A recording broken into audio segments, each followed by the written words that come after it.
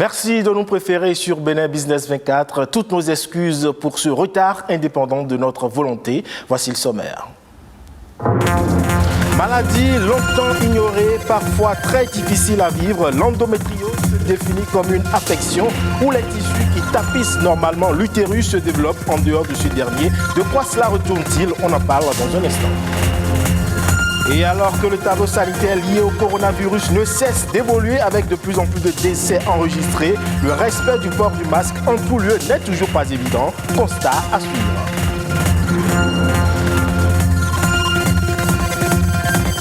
Enfin, on parlera de cet art de la scène, le théâtre qui aujourd'hui peut être vecteur de développement d'une nation.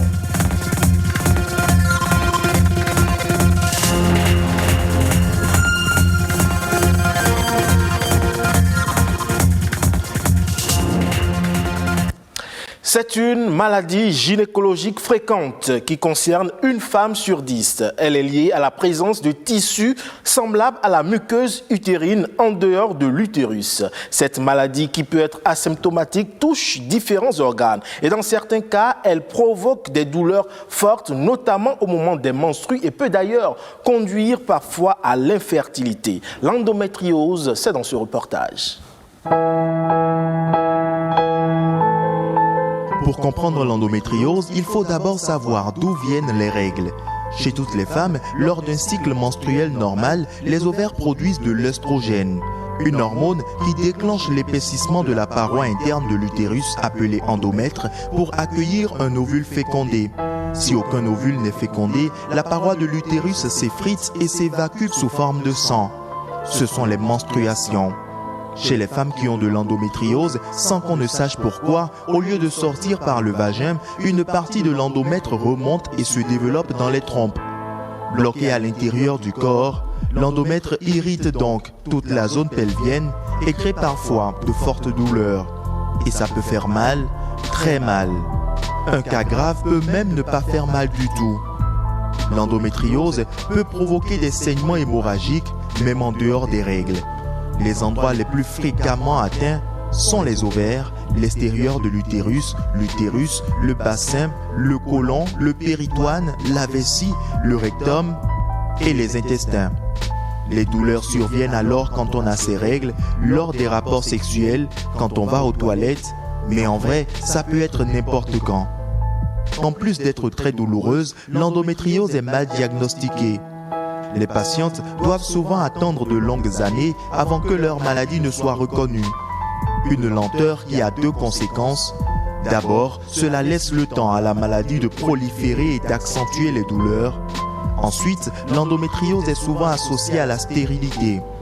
Le lien n'est pas prouvé scientifiquement, mais les faits sont là. 50% des femmes qui ne peuvent pas avoir d'enfants souffrent d'endométriose. Malheureusement, il n'existe à ce jour aucun traitement pour guérir de la maladie. Il est seulement possible de calmer les symptômes. Certains médicaments peuvent apaiser les douleurs, mais parfois des interventions chirurgicales lourdes sont nécessaires pour retirer les lésions. Il est donc important de détecter la maladie au plus tôt et de ne plus se contenter de cette phrase simpliste que livrent les médecins. C'est normal d'avoir mal pendant ces règles.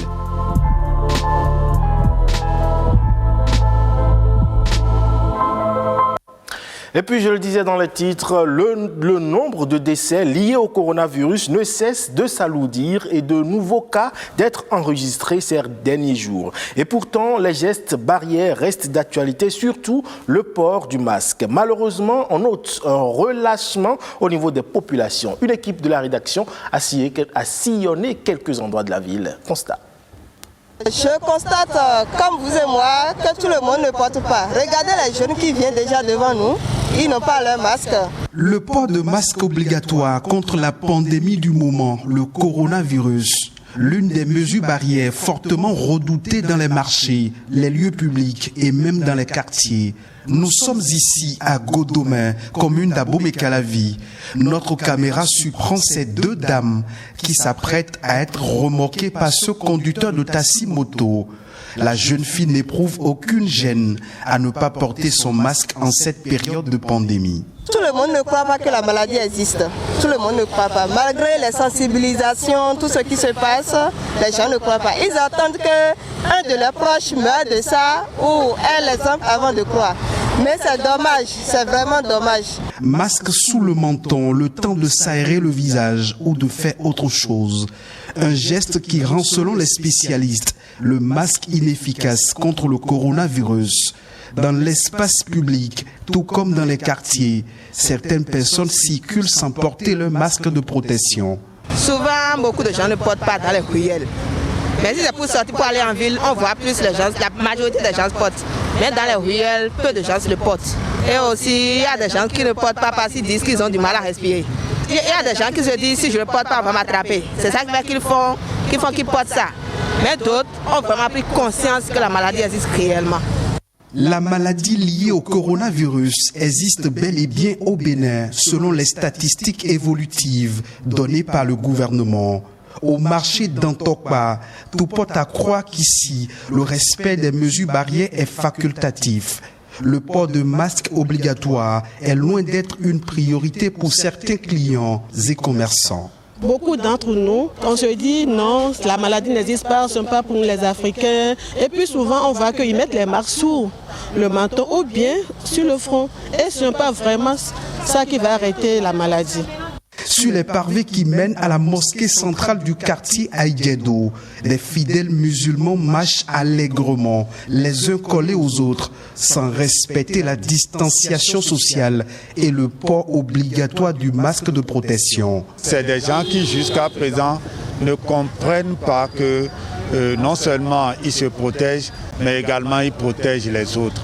Face à ce constat qui a engendré l'augmentation des cas positifs confirmés au coronavirus, des voix s'élèvent et appellent à la répression pour non-respect des mesures barrières. Parce que ceux qui ne veulent pas se protéger courent des dangers et ils nous mettent aussi en danger. Ils mettent ceux-là qui se protègent en danger.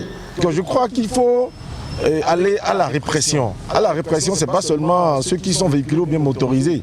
Il faut commencer par interpeller peut-être ceux qui même sont en circulation, qui ne sont pas sur moto et tout, les piétons. Le coronavirus, une maladie contagieuse et mortelle.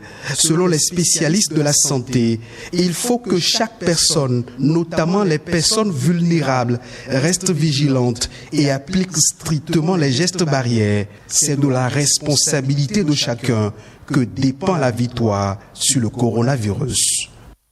Parlons enfin du théâtre, cet art qui divertit le spectateur mais qui l'éduque aussi à travers des histoires mises en scène ou en représentation. Hier, c'était donc la journée mondiale du théâtre, une occasion au cours de laquelle les arts de la scène sont mis en avant. Au Bénin, quel est l'état des lieux du théâtre au regard de sa place inclusive dans le développement? Précision.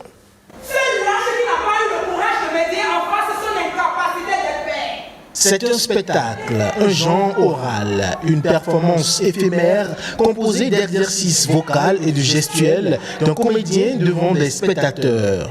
Ici, sur cette scène, on fait du théâtre. Quand on parle théâtre, on doit faire référence à trois notions. La première notion, c'est l'art de la représentation d'un drame. La deuxième notion, c'est le genre littéraire. Et la troisième notion, c'est le lieu qui accueille le spectacle de théâtre. Dans ce lieu, on se divertit tout en s'instruisant. L'acteur ou le comédien, dans un jeu de rôle, envoie les spectateurs dans un monde de fiction où il transmet le savoir et une forme d'éducation pour l'épanouissement de l'individu. Le théâtre, c'est la vie. C'est la représentation de la vie autrement, telle que l'artiste veut la voir, telle que l'artiste la conçoit. Métier pour certains, passe-temps pour d'autres, la pratique du 4e art au Bénin est aujourd'hui partagée entre une sorte de léthargie et une quête de professionnalisme. Pour les professionnels qui pratiquent le théâtre au quotidien, on peut dire que le théâtre souffre un peu du fait qu'il y a très peu de créateurs aujourd'hui. Nous-mêmes qui faisons l'effort d'enseigner, qui faisons l'effort de créer les éléments qui vont faciliter la diffusion de ces jeux que nous créons, c'est assez difficile. Donc les espaces qui accueillent cela, les espaces peinent à exister, les espaces peinent à vivre, les espaces peinent à programmer des spectacles. Des difficultés qui entravent l'évolution du secteur qui pourtant renferme des talents et des valeurs. Aujourd'hui, des passionnés pour le théâtre, ça ne manque pas. Il s'agit maintenant de les encadrer. Quand je parle de moyens, de leur donner des moyens, ce n'est pas l'argent, mais le moyen qu'il faut, c'est la formation. Mais quand on dit formation, c'est qu'il y a un marché qui vous attend. Mais nous, ici, il n'y a pas, la chaîne n'existe pas. Vous imaginez, les créateurs, les diffuseurs, les salles et autres là, et le public qui doit consommer est payé. Pour que ce ne soit pas gratuit, parce que ça c'est gratuit, c'est voué à la mort. Faire du théâtre est un excellent moyen pour former un esprit plus citoyen, une très bonne approche pour inculquer des valeurs morales au public. Si nous allons dans les écoles former les jeunes, leurs parents seront informés. Quand les jeunes auront des productions, on va inviter les parents. Ils vont comprendre que mon enfant, quand il fait du théâtre, quand il arrive à la maison, son comportement change. Avant, il était timide, mais aujourd'hui, quand il veut parler, il n'a pas peur de parler. Il va acquérir cette compétence-là par le biais du théâtre. La voix, la diction, la posture, tous ces éléments qui construisent la personnalité psychosociale même de l'enfant. Tout ça, quand le parent voit le changement de son enfant, il sera impacté. Comme ça, depuis que je suis petite. Si de nombreux artistes et professionnels du théâtre s'interrogent sur l'évolution du secteur, le théâtre béninois prend peu à peu ses marques avec le projet des classes culturelles engagées par le gouvernement. De quoi produire des talents pour l'essor de cet art au Bénin. Nous ne nous mêlerions jamais de vos affaires. Et c'est sur cet élément que prend fin ce 12h45. Merci pour votre aimable attention. Vous pouvez retrouver ce journal sur le site de l'ORTB, www.ortb.bj. Portez-vous bien et à ce soir.